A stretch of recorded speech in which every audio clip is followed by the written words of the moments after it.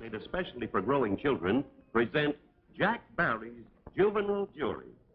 Now, here's our host for another spontaneous session of Juvenile Jury, Jack Barry.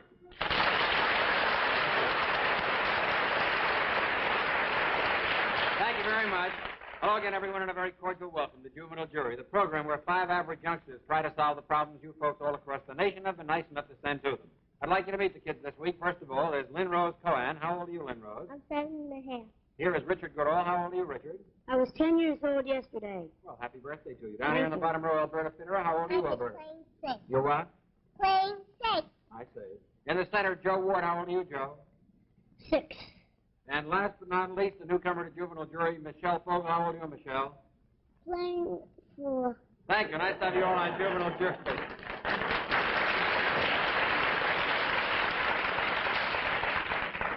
Michelle, you're only on the program the first night and you're starting to ad-lib already, eh? Well, once again on Juvenile Jury, we're going to try to solve the problems you folks at home have sent to us. Each problem which we use on the program will get for the person who has sent it to us a lovely gift of this handsome Underwood Champion portable typewriter. It's the luxury portable with all big machine features. We're sending an Underwood portable to Mrs. L.H. of Medford, Oregon, for this letter. She writes and says, "My 5-year-old son wants to be a veterinarian when he grows up, and every time he sees a dog or a cat, he wraps his handkerchief around their paws and tails. He says he has to learn how to put bandages on animals because he wants to take care of them when he gets older. What should I do about this?" Michelle? The mother should throw the dog out and dig a hole in the snow and throw him in, and then close the hole with the cover and stamp on it, and the dog, and they'll have no more doggy.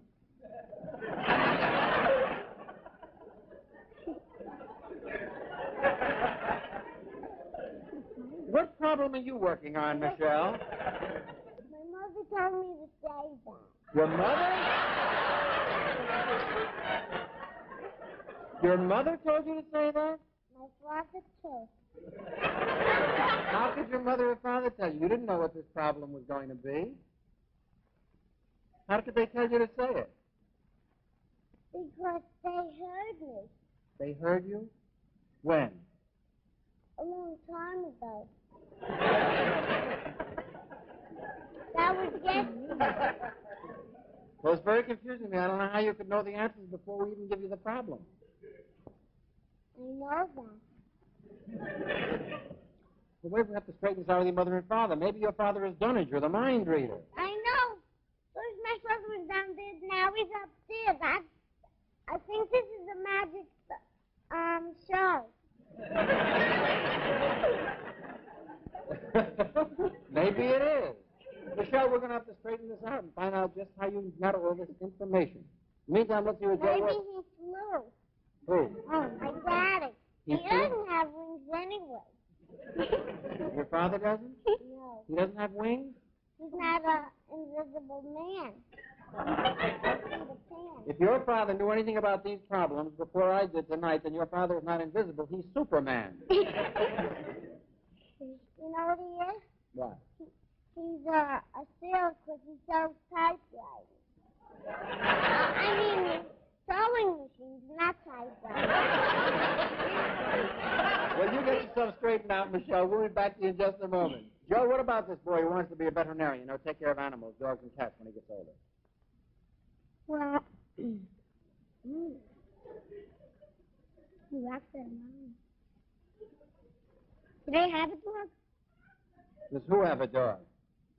Does that boy have a dog in his house? Like a... Maybe I ought to go Like a back to trained Michelle. dog. I don't know. Yeah, he doesn't have one now, but that's when he sees dogs and cats in the street. He runs around with his handkerchiefs around their paws, making believe he's taking care of them. Are they allowed to have dogs in that neighborhood? Yes. Why doesn't he get one if he has enough money? Get a dog. Okay. Lynn Rose Cohen. Well, I think his mother should explain to him that he shouldn't practice now trying to put handkerchiefs and things around the dogs because it may hurt the dog. He's not really helping him now. I think that his mother should explain to him that it's not right really, and the other people don't like it either. For him to put handkerchiefs around the dog, and I think he'll stop. Okay. Richard Goodall.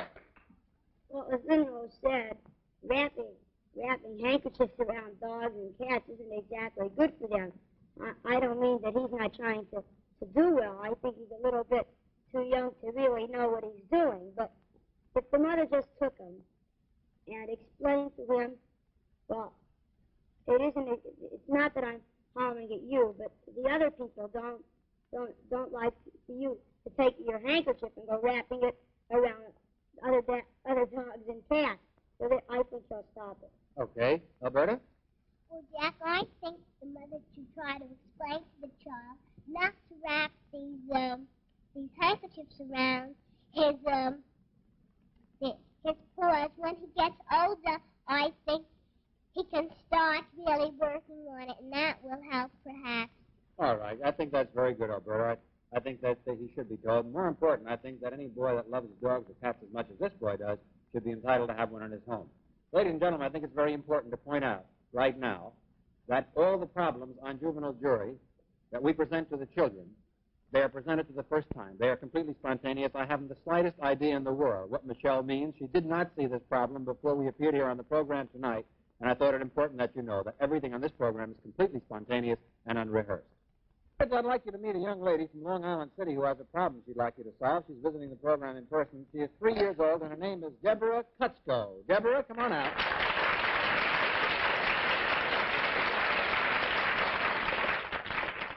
Hiya, Deborah. How do you feel? Good. What's your problem? My car stools. Your what? My car stools. Your car stalls? Yes. Gee, they're issuing driver's licenses early this year, aren't they? You mean your daddy's car?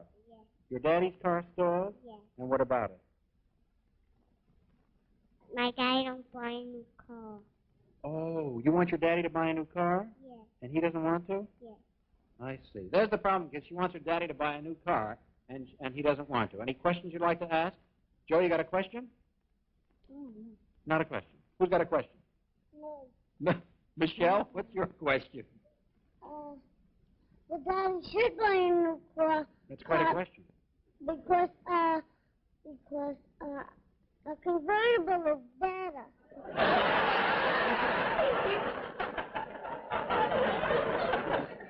You see, this girl is really Michelle's mother. You think she should get a convertible, Michelle, huh? Okay. Any questions, Lynn Rose? Why does she want her father to get a new car? Why do you want your father to get a new car, Deborah? Because it don't cost stools. Because it stalls. Any other questions? Why doesn't he want to get a new car, Deborah? Because he likes the old car. Why does he like the old car? Because the old car is better than a new car. Old car is better than the new car? Yeah. Madman Month better hear about this. Alberta? Jack, what did she say just now? I want to know why doesn't the father want to get a new car? He thinks the old car is better than the new car. Oh, that's what I want to know. That's all we wanted to know. Any other questions, kids? Michelle? I think, what did she say? She said that her father doesn't want to get a new car. He likes the old one better. But she should tell her father to get the convertible, because that's even better. And it has no hood, but one without a hood. Has no the hood hood? Down. What? With the hood down. With the hood down? And when you press a button, it goes up. Well, that's quite true. Tell me, what kind of a car does your daddy have now, Deborah? An old one. What kind of an old one? A jalopy.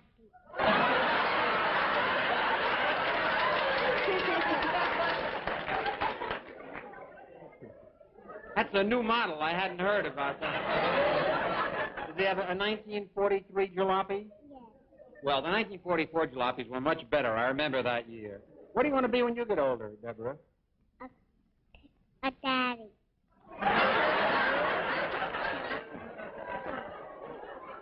Maybe you better trade seats with Michelle. You want to be a daddy? I'll lay 1,000 to 1 you don't make it. Any other questions, kids? Richard. Well, can your father afford this? Can your father afford the new car? No. No? How much do you think a new car costs? 8 cents. How much? 8 cents. 80 cents? Well, of course, that's when the prices are high nowadays. 80 cents, huh? That's for the jalopy. 80 cents. I wouldn't do it if I were he either. It's too expensive, I think. Let's take a run down here, kids. Do you think your daddy should buy a new car or not? Lynn Rose, go ahead. Well, I think that father knows best. I think that if he wants to buy a new car, he can. If he doesn't want it, I think he should have his car fixed so it shouldn't store anymore. I think he can use that car. Thank you. If he wants to buy a new car. All right. Richard Goodall. Well, I agree with Rose. Since he can't afford a new car, he isn't going to get one. But I do think that he should go in somewhere and have this car fixed, because not only from that point of view, but something's liable to happen, too. Okay. Alberta? Jack, I think that the mother should try to explain to the little girl not to ask her father so much, because someday he might surprise her. And I think he ought to go in some place that'll really fix the car up, and then he can use the car again. Okay. Joe? Well, I think you should be lucky that you got one, because if you get two, don't be so greedy. Wait, Joe. Wait. Don't get excited. She doesn't want two. She only wants one. She wants him to sell the jalopy and get a new one. A new jalopy. No one would want to buy a jalopy. A what? No one would want to buy a what, Joe? A jalopy is too old. Wait a while, Joe. A what? What's it? You call it jalopy. No, Joe, you called it jalopy. I call it jalopy. Jalopy. Yeah. What'd you say? How do you say that? Jalopy. Jalopy. Jalopy. Jalopy. That's right. Okay. Now, do you think that she should get a new car or not? Her daddy should get a new car. Well, like I said, no one would want to buy a jalopy. It's too old, you know, it's not brand new, it doesn't look nice. If it was a new car, that would be different, like a Chevrolet. You have just made Dinah Shore very happy. Michelle, what, threw that kiss to my wife, incidentally. Michelle, what do you think that she should do? But the mama should tell the daddy. To buy a convertible, I know. To buy a Cadillac.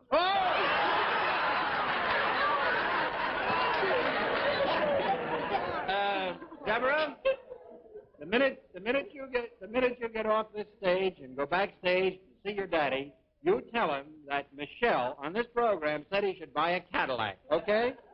But I do think, in all seriousness, you should leave it up to his judgment, since he has the money, and decide whether he can afford one this year or not. In the meantime, see if you can't get the old one fixed up. Thank you very much for being with us, Deborah. You've been a nice guest. Bye.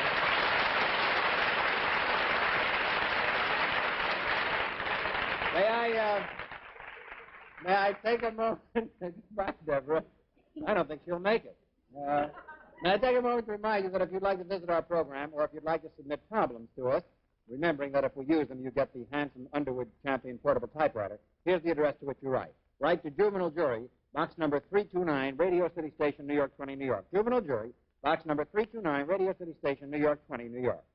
We're sending Mrs. F.W. of Torrington, Wyoming, an Underwood Portable Kids for this problem. It's an interesting one. She says, do you think it is easier to be the mother or the father in the family? Which one has the harder job, the mother or the father? Michelle? Michelle, let me ask you a question. Did you ever hear this problem before I told it to you right now? Yes. I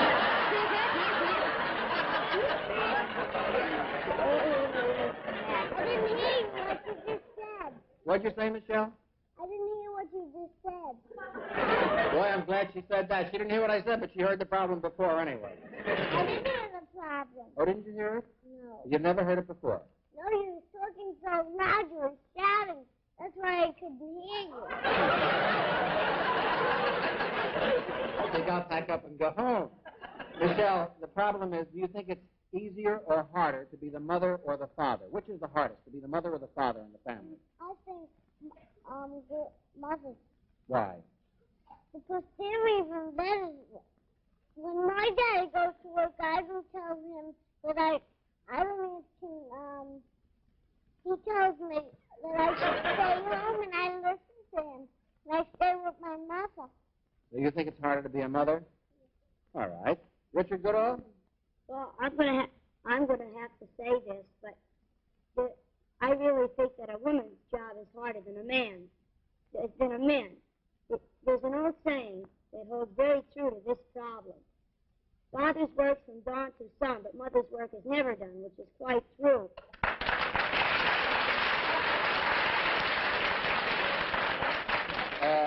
Thank you, Nick Kenny. A mother can get through with the dishes, and she has to go do the housework. Then she gets through with the housework, she has to make supper. She gets through with supper, she has to wash the dishes. She has to wash the dishes again.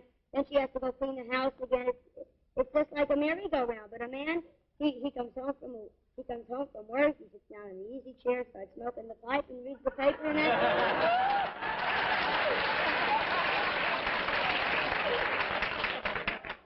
Richard, we could very well do without you around here. You could easily be replaced by Michelle's brother. What'd you say, Michelle? That wasn't my brother who was here a long time yesterday. He was my husband, not my brother. He was what? My husband. I could marry him. Ladies and gentlemen, I want you to know that Michelle didn't get the problem for the program. Her husband did.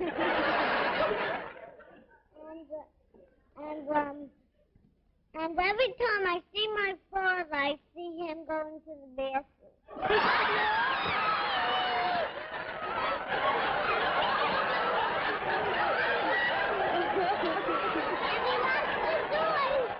thinks he has to make, but no, he really does. I say, let me in, Daddy. Well, naturally, that's where he goes. That's where we keep the problem. Well, kids, let's get on here now. Joe Ward. Joe, do you think it's harder to be the mother or the father in a family? Really? Really? Really, both is hard. Really, it's confusing. The daddy has hard work, and mommy has hard work. I think both is really hard, and yes, both the same. All right. I think we'll stop it at that, Joe. Both jobs are very, very difficult. A mother's job and a daddy's job. They were both very, very difficult. The mommy and daddy worked hard together. I'm sure they raised wonderful children like all of you here on Juvenile Jury. I'd like you to meet a young man this time who's here in the studios in person. He's from Westbury, Long Island. He has a problem for you. He's 5 years old, and his name is Donnie Mackler. Donnie, come on out. Hi, Donnie. Hi. How you feeling? Fine. What's your problem, Donnie? I have a loose tooth, and my daddy doesn't want to pull it out. You have a loose tooth, and your daddy doesn't want to pull it out? All right. How about that, kids? Any questions you want to ask? Richard? well, is it a first tooth or a second tooth? The first tooth. Or what they call a baby tooth, huh? I think so. Yes, it's a baby tooth. Joe? Well, why don't you let it come out itself? I want my dad to pull it out. Why? Because I'll get money. You'll get money? I'm going to yank every tooth in my head out. How much money do you think you're going to get, Donnie? $1,000. Not only that, but I'm going to do it right away. You want to ask a question, Michelle? What's your question? What daddy should do, pull the tooth out because, not pull the tooth out, I mean take him to the dentist. The dentist? The dentist will pull it out. I think so. Alberta? Jack, Michelle took the words right out of my mouth. You're lucky she didn't take the teeth. Jack, why does the little boy want the father? Why not the dentist? Yeah, how about that? I want the dentist to do it better. You want the dentist or your father to do it? My father. Why don't you want the dentist to do it? Well, my father's a dentist.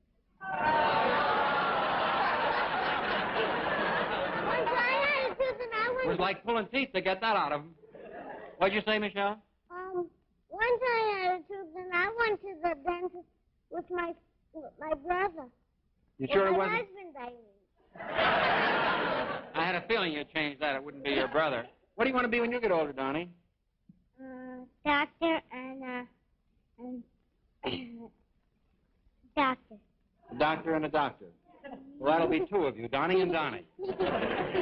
Why do you want to be a doctor? Because one of my friends is a nurse, and that's why I want to be a doctor. Long-range planning, I'd call it. What about it? How about a run down here, kids? What do you think? Should he let his daddy have his daddy pull out his tooth or not? Lynn Rose. Well, I think that he should let his tooth come out himself. I think that when his tooth is ready to come out, it will come out by itself, and I think it's going to be much more comfortable, because sometimes when you pull it out, it starts hurting you a little, then it starts bleeding. And I Well, think what a soap opera this is going to turn into. I think you'll get the money just the same, and I think it's going to be even more easy to, sometimes it now starts bleeding even more when you pull it out. I think you should let it come out natural when it wants to come out by itself. Have you had some experience in this line? There's a couple of spaces open in your mouth right now, aren't there, Lynn Rose? I suppose so. Yes, huh? Sure. Richard. Well, I agree with Lynn Rose. You should leave the tooth come out by itself unless it starts paining you. If it starts giving you pain, then I think your father, who is a dentist, should pull it out. But if it doesn't start hurting you, leave it fall out by its own accord. Okay. Alberta? Oh, Jack, why doesn't your father want to pull out a little bit? Well, because the second tooth is not ready to come out. Yeah, the second tooth isn't ready. If it isn't ready, what's it going to do? Well, Jack, I think you should really wait till the tooth comes out, because it will be better, because the tooth will come out itself, and the teeth will come just as nice. So I think you ought to wait. All right. Joe Ward? Like I said before. What do you mean like you said before? What did you say before? Did you hear me?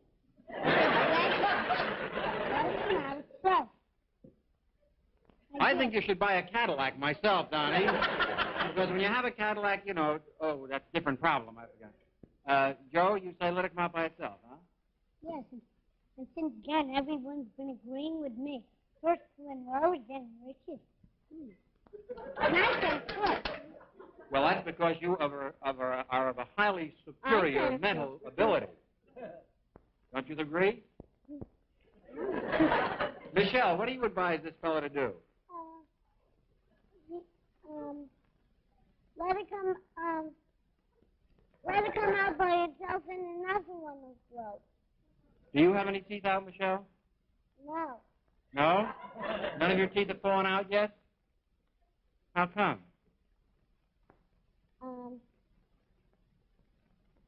Because, they like to stay in the pipe. They like to stay in? What about your husband? What does he say about this? He has a tooth too, and Your husband has one tooth? And he doesn't care. He lets it come out by itself.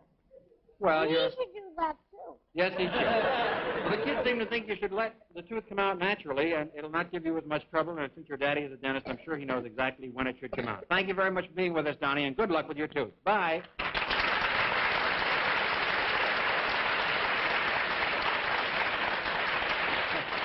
Well, that's about it for this week's session of Juvenile Jury. We hope you'll come back next week at the same time, and we'll be here, of course.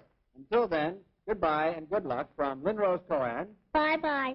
Richard Goodall. Bye. Alberta Fitterer. Bye, Joe Ward. everybody. Bye. And the pride of this evening, Michelle Fogel. Bye. Goodbye to you. We'll be seeing you next week. And this is Jack Barry saying, out of the mouths of babes, oft times come gems. Goodbye, everyone.